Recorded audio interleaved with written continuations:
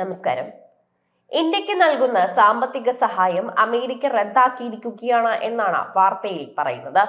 അതുപോലെ തന്നെ നാടുകടത്തപ്പെട്ട ഇന്ത്യക്കാരുൾപ്പെടെ തന്നെ വളരെയധികം ക്രൂരമായിട്ടായിരുന്നു അമേരിക്ക അയച്ചതെന്ന് കൂടി പറയുന്നു. മോദിയും ട്രംപും തമ്മിലുള്ള സൗഹൃദം ഇപ്പോഴും വളരെയധികം സുരക്ഷിതമാണ് എന്ന് പറയുമ്പോഴും അവിടെ നിന്ന് പുറപ്പെട്ട ഇന്ത്യക്കാരുടെ അവസ്ഥയെക്കുറിച്ച് നിങ്ങൾ ചിന്തിച്ചിട്ടുണ്ടോ?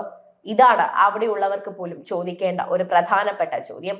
നിങ്ങളെല്ലാവരും തന്നെ ചിന്തിക്കേണ്ടത് ഇതാണെന്നവർ വീണ്ടും വ്യക്തമാക്കുന്നു. സാമ്പത്തിക സഹായം നൽകിയിരുന്നതിനെ ചോദ്യം ചെയ്ത് അമേരിക്കൻ പ്രസിഡന്റ് ഡൊണാൾഡ് ട്രംപ് കൂടി എത്തിയപ്പോൾ ഇപ്പോൾ ഫിനാൻഷ്യലി കൂടി ഇന്ത്യയെ ബാധിപ്പിക്കുന്ന തരത്തിലുള്ളതാണ് ട്രംപിന്റെ പ്രസ്താവനകളെന്ന് പറയുകയാണ്. ട്രംപ് രംഗത്ത് വന്നിരുന്ന തിരഞ്ഞെടുപ്പുകളിൽ വോട്ടർമാരുടെ പങ്കാളിത്തം ഉറപ്പുവരുത്താൻ എന്ന പേരിൽ 160 കോടി രൂപയാണ് അമേരിക്ക ഇന്ത്യക്ക് നൽകിക്കൊണ്ടിരുന്നത്.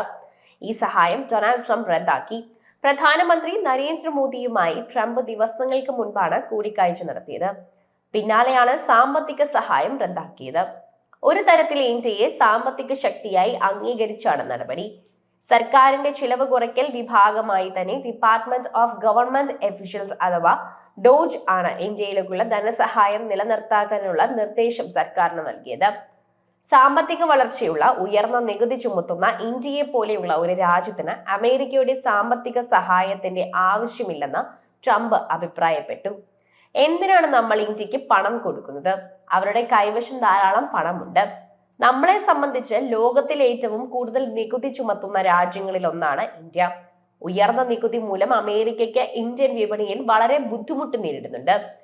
ഇന്ത്യയോടും പ്രധാനമന്ത്രി നരേന്ദ്രമോദിയോടും തനിക്ക് ബഹുമാനമുണ്ട്. പക്ഷെ വോട്ടർമാരുടെ പങ്കാളിത്തം ഉറപ്പാക്കാൻ $21 മില്യൺ എന്തിനു കൊടുക്കണം? ട്രംപ് ചോദിച്ചതും ഇത്തരത്തിലാണ്. ഇന്ത്യക്കുള്ള ധനസഹായം നിർത്തലാക്കുന്ന എക്സിക്യൂട്ടീവ് ഉത്തരവിൽ ഒപ്പുവെക്കുന്ന സമയത്ത് ട്രംപ് പ്രതികരിച്ചത് ഇങ്ങനെയാണ്: 2 കൈകളും കൂട്ടി കെട്ടിവെച്ച് അവരെ അതിക്രൂരമായി തന്നെയാണ് നാടുകടത്തപ്പെട്ടത്. US സർക്കാരിന്റെ ചെലവ് ചുരുക്കാനും കാര്യക്ഷമത വർദ്ധിപ്പിക്കാനും പ്രസിഡന്റ് ഡൊണാൾഡ് ട്രംപ് പുതിയതായി ഇത് തീരുമാനിച്ചുവെന്നും രൂപവൽക്കരിച്ച വിഭാഗമാണ് ഡോജ് എന്നും പറയുന്നുണ്ട്. റിപ്പബ്ലിക്കൻ പാർട്ടിയുടെ സേവ് അമേരിക്ക പ്രസ്ഥാനത്തിന്റെ ഭാഗമായാണ് പുത്തൻ വിഭാഗവുമായി ട്രംപ് രംഗത്തിറങ്ങിയത്.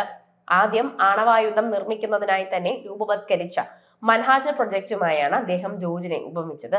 പ്രധാന ലക്ഷ്യം സർക്കാരിന്റെ ചിലവ് ചുരുക്കലാണെങ്കിലും ചുവപ്പിനാണിത് ഇല്ലാതാക്കുകയാണ്. നയതന്ത്രങ്ങളുടെ കടുപ്പം കുറയ്ക്കുക, സർക്കാർ ഏജൻസികളെ പുതുക്കിപ്പണിയുക എന്നീ ദൗത്യങ്ങളും ഡോജ് നിർവഹിക്കും.